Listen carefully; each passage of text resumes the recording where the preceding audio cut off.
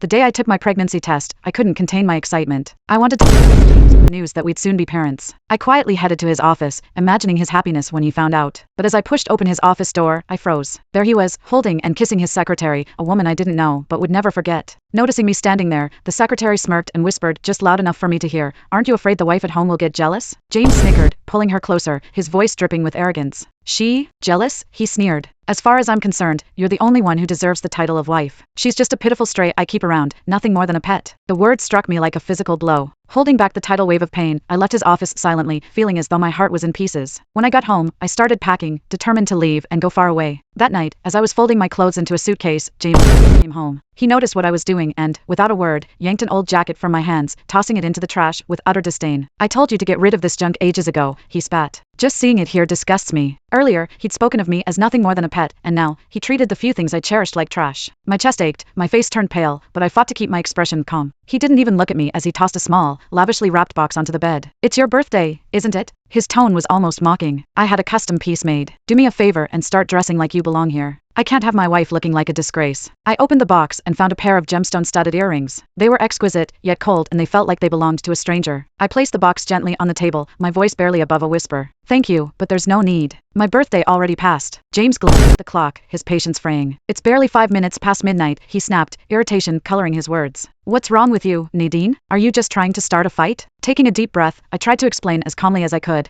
"I'm not trying to pick a fight." Ignoring his scornful gaze, I crouched down to retrieve the clothes he'd thrown aside. "These clothes are precious to me. The headmistress of my orphanage gave them to me when I left. They're clean, not garbage." As I spoke, memories flooded my mind, the day we met, me in these clothes, him looking at me like I was his whole world. 7 years ago, when I left the orphanage and moved to this big city to study, I met James. I was working part-time in a restaurant when he first saw me, and from that moment, he pursued me relentlessly. I was an orphan, unaccustomed to affection, and I fell for him so quickly, so completely. Eventually, I learned that he was the heir to the Hunter Corporation. He came from a life I'd never even dreamed of, surrounded by wealth and luxury and women constantly vying for his attention. But when he brought me home, he assured me that he'd left that life behind. He'd chosen me, and I foolishly believed I was his forever. So, on my birthday, when the doctor told me I was pregnant, I couldn't wait to share the news. I rushed to his office, eager to tell him, only to find that rejecting my gift for this old junk? "And you say you're not trying to start something?" James squirmed, his eyes cold as he watched me fold the clothes. His smirk grew crueler. "Nadine, have I given you too much freedom lately?" He grabbed my arm with one swift, unfeeling motion, pulling me so roughly that I stumbled, slamming into the corner of the table. Pain tore through my abdomen and my heart raced with terror as I cradled my stomach, instinctively shielding the tiny life inside me. My voice trembled as I whispered, "I don't have my ears pierced. I can't wear earrings." James' face twisted in irritation. He released me, his eyes flashing as he studied my reaction. For a brief second, he looked almost taken aback. I forced myself to ignore the pain, stepping away from him as calmly as I could. He glanced at my stomach with barely concealed distaste. "Maybe it wouldn't hurt you to start working out more. You've let yourself go, Nadine. I don't want to see you outshined by other women." I bit my lip, fighting the sting of his words, but he turned his back on me without waiting for a reply, shutting the bedroom door with a slam. Left alone, I pressed my hand against my abdomen, whispering through silent tears, "I'm so sorry, little one. Your father has changed, and now, I can't have you." As the house fell silent, my mind drifted back to the scene in his office. 7 years of love, 7 years of misplaced trust. When he finally quieted down, I walked towards the bedroom, hoping for some final words, some closure. But I stopped short. Through the door, I heard James' voice, light and almost gleeful as he murmured into the phone, "Don't worry about the earrings. She can throw them away if she likes. When I marry you, I'll buy you jewelry 100 times better." My heart shattered for the final time. I picked up my suitcase and looked around, knowing this was goodbye. And with my heart in pieces, I left the house that held all our memories, stepping into the night alone. 5 days had passed since I walked out of James' life, carrying only the essentials and the shattered pieces of my heart.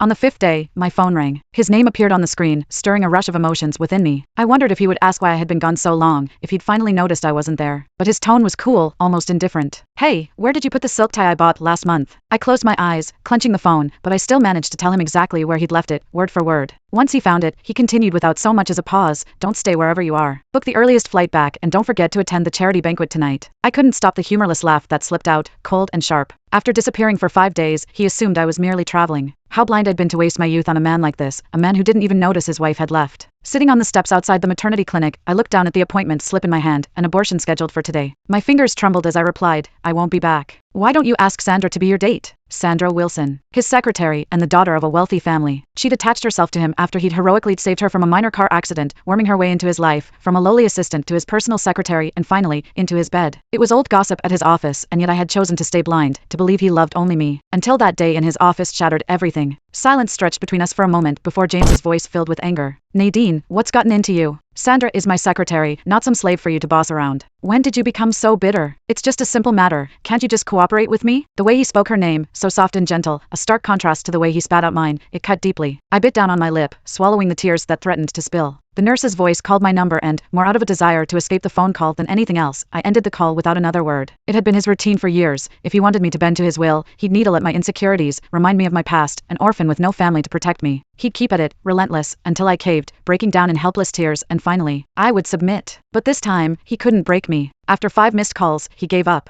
As I lay on the cold operating table, staring at the sterile instruments above me, a wave of nausea hit. I felt a faint, almost imperceptible movement from within, our baby, so fragile and vulnerable. It felt like they were pleading with me, asking me to protect them. I squeezed my eyes shut, memories of James's betrayal flashing before me, but I couldn't go through with it. I sat up, told the doctor I couldn't go through with it, and left, my decision final. After gathering myself, I called James, ready to tell him everything, hoping that maybe, just maybe, he would finally listen. But he barely let me speak before he launched into a tirade. "You vindictive woman! Who gave you the right to harass Sandra?" I was stunned, completely lost. "What are you talking about?" "Oh, don't play innocent with me. You refused to come to the banquet and then you go behind my back, threatened Sandra not to go and even assaulted her." I could hear the pure venom in his voice as he sneered. "Sandra never did anything to you. After 7 years, Nadine, I'm finally seeing who you truly are, a vile, spiteful woman." The accusation left me numb. He didn't give me a chance to explain, dismissing every word I tried to say. After hanging up, I stumbled out of the clinic, barely noticing the rain that had started to fall. Cold drops mixed with my tears, blurring my vision. Through the haze, I noticed a sleek black car pull up at the curb, a Maybach. I recognized it immediately and froze. As if in a daze, I watched as James